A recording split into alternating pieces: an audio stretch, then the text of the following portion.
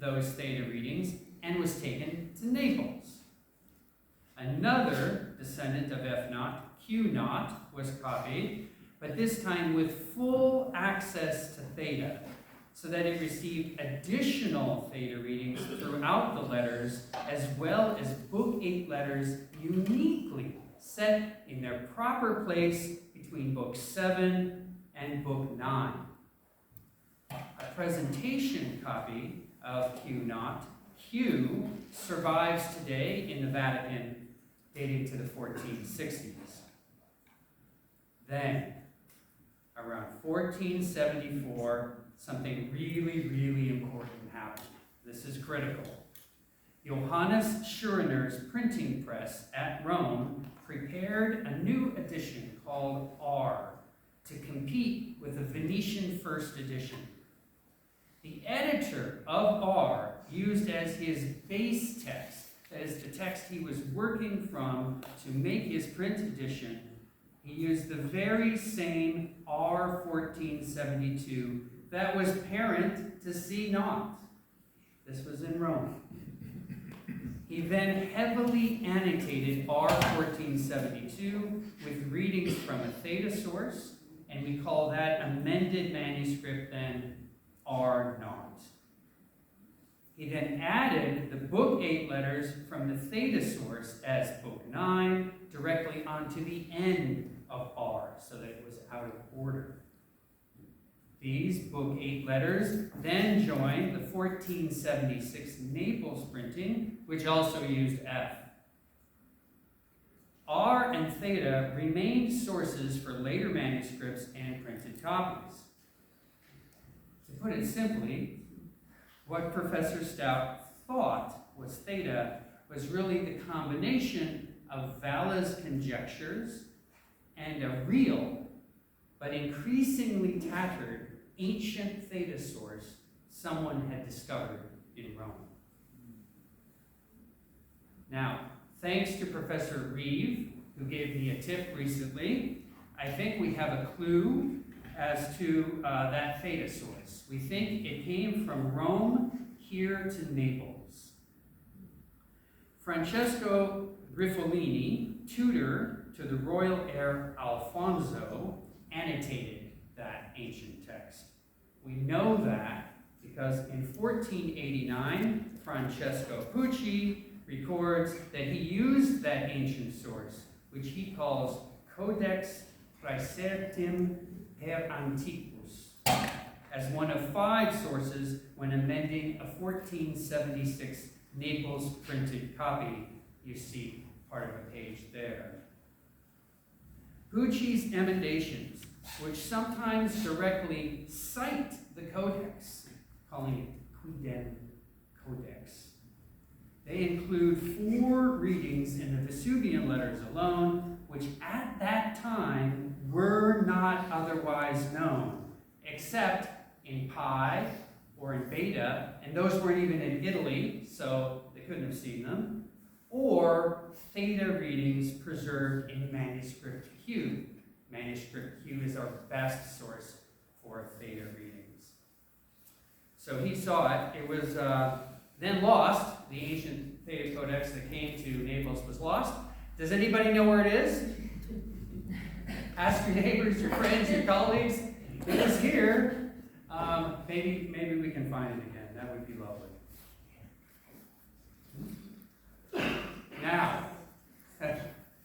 Now we will see how this matters for the date of the eruption.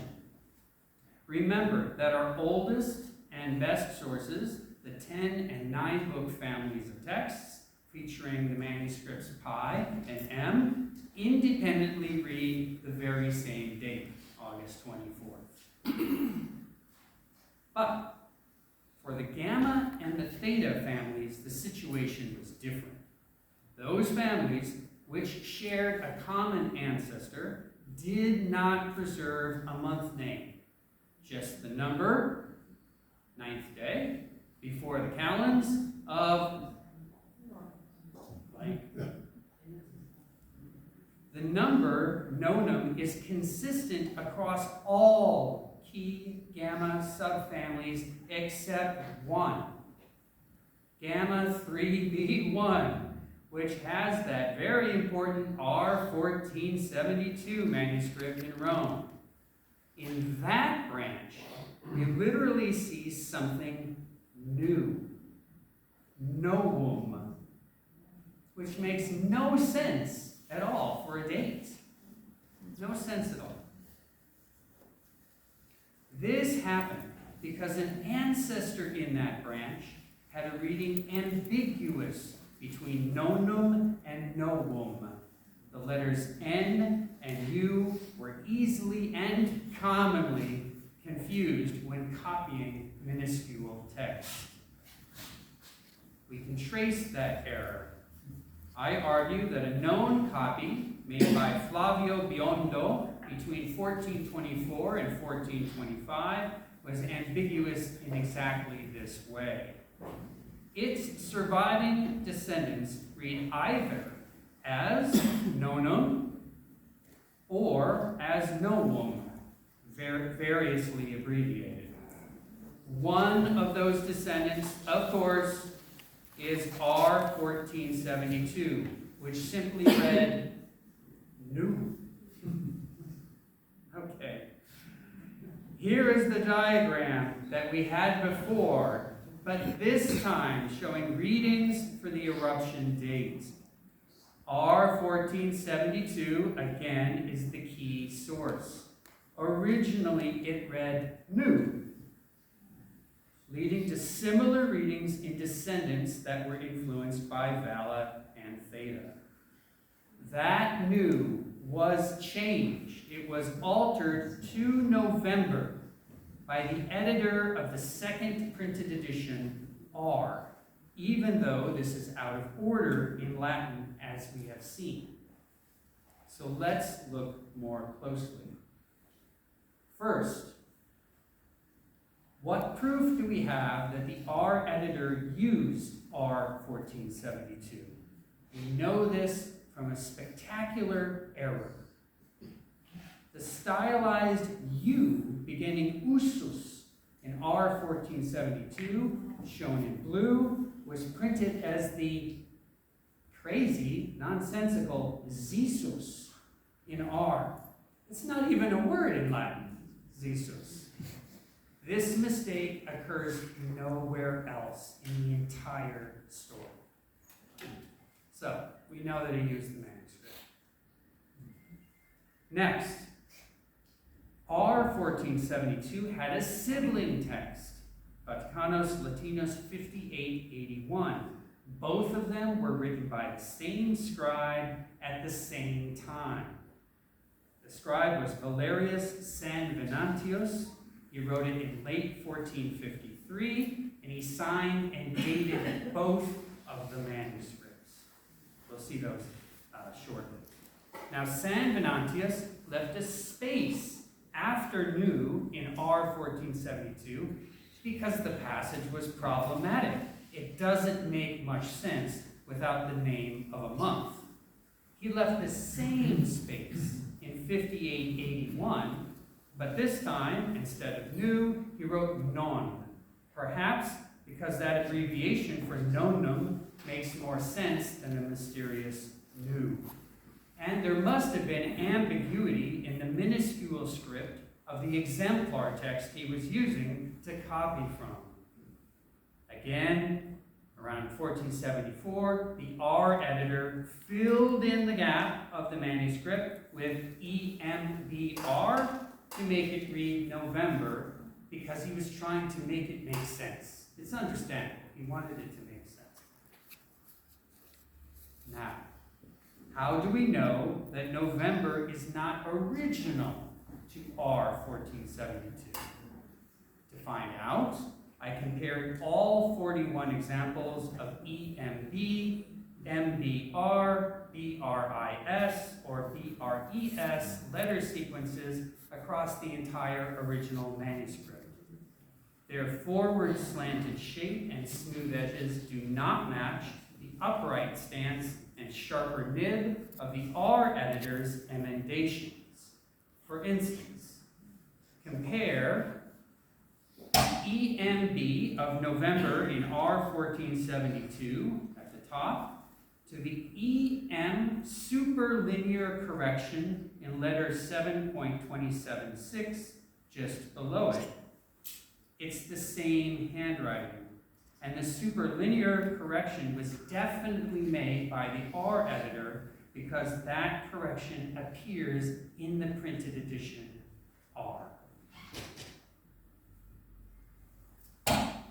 Or, if you're still not convinced, compare momentum and the R editor's gloss above it in 110.7 on the left. Okay? Finally, we know how San Venantius wrote months like November and October because he signed his manuscripts R 1472 and 5881, as well as a poem that he wrote in 1454. And I apologize for the quality of the scan of the poem signature. That's what the Vatican gives you online, and I haven't seen that one in person. All right? Now, San Venantius's abbreviations include a backward horizontal slash through the stem of the V, and they add an R at the end. You can see how it's different from the R editor's abbreviation in R 1472 to construe the word November. So, the editor of R, the 1474 printed edition in Rome, is responsible for conjecturing a November reading and an autumn date for the eruption for the first time. And because it appeared in print, despite being syntactically incorrect, November got reproduced regularly and even preferentially for several decades until the more reliable Alpha and Pi manuscripts appeared at the beginning of the 16th century. We talked about how they came from France and Germany down to Italy. And at that point, the August 24th reading became standard in Pliny manuscripts and printed editions. So that probably should have been the end of the story, and there shouldn't be any controversy today. But editors, not of Pliny's letters, yes, not of Pliny's letters, but of Elder Pliny's natural history, starting with Asulanos in 1536, used an outdated 1506 edition of Cataneus that still read November. These editions commonly included the first Vesuvian letter, 6.16, as a biographical preface about the elder's life and death. One descendant, the 1608 Dallacampius, also included an essay arguing that Elder Pliny was born in the town of Como. Como fought with Verona. Who could claim Pliny as a native son? And about 1480, Como even put statues of both of them on the cathedral, as we know. But in 1608, a Veronese lawyer named Polycarpus Palermus objected to Como's boast. Polycarpus wanted to know when the elder Pliny died. So in his argument, he listed dates for the second day of the eruption. One of those dates he got wrong. The third day before the nones of November was November 3rd, not the November 2nd he wanted, because he wasn't paying attention to inclusive counting. Compounding the error, subsequent scholars mistook his death dates for the dates of the eruption. So at this point, there were 4 eruption dates in circulation, and 3 of them were clearly errors. Parduinus mistook the death dates for eruption dates in his 1685 edition, still relying on the obsolete 1506 text, but in citing Palermus, this is a good one, his own footnote mark was later mistaken by Rhizonicus for another date, 1 Cal November, which is impossible in Latin. Now there were 5 dates. 4 of them we can understand how they were incorrect. And now, good old Rossini comes onto the scene in 1797. Recent archaeological finds at Herculaneum had led him to doubt an August date, but archaeology was just emerging as a discipline, and Rossini's reading of the evidence was premature or simplistic, we might say. He turned to Cassius Dio's account of the eruption, which was written about 140 years after the event.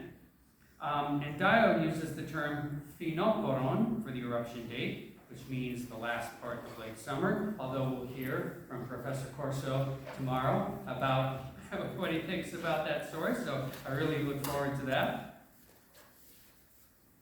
Following the translation of the historian Tillemont, Rossini incorrectly doubled the end part of the word phen in translating phenoporon as the end of autumn rather than the end of late summer.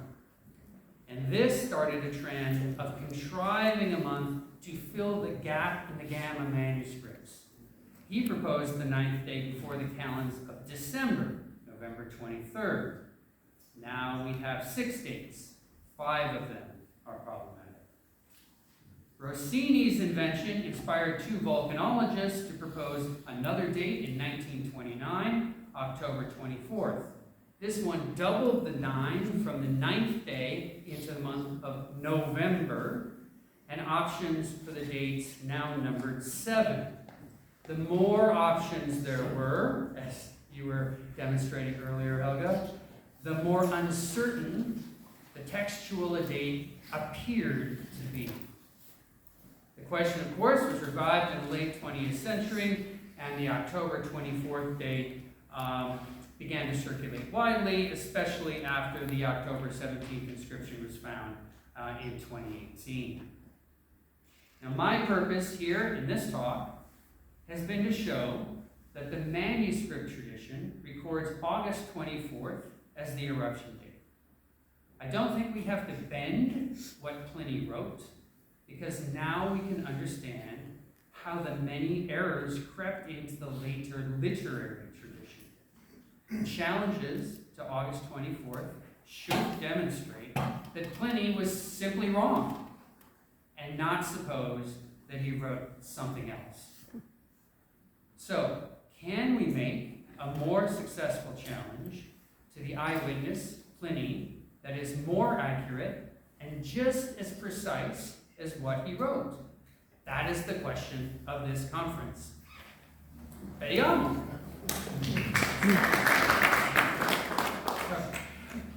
This matters because it's one of the few fixed points we have in ancient history with a clear and evidence-rich archaeological correlate. If we can agree on a secure date, it can help us calibrate scientific dating methods to use at other sites that do not have rich literary accounts. I'm happy at this conference to answer questions, look at specific manuscripts. I have all the scans on my computer, the database, any of that. I'll look forward to talking to you, and grazie mille.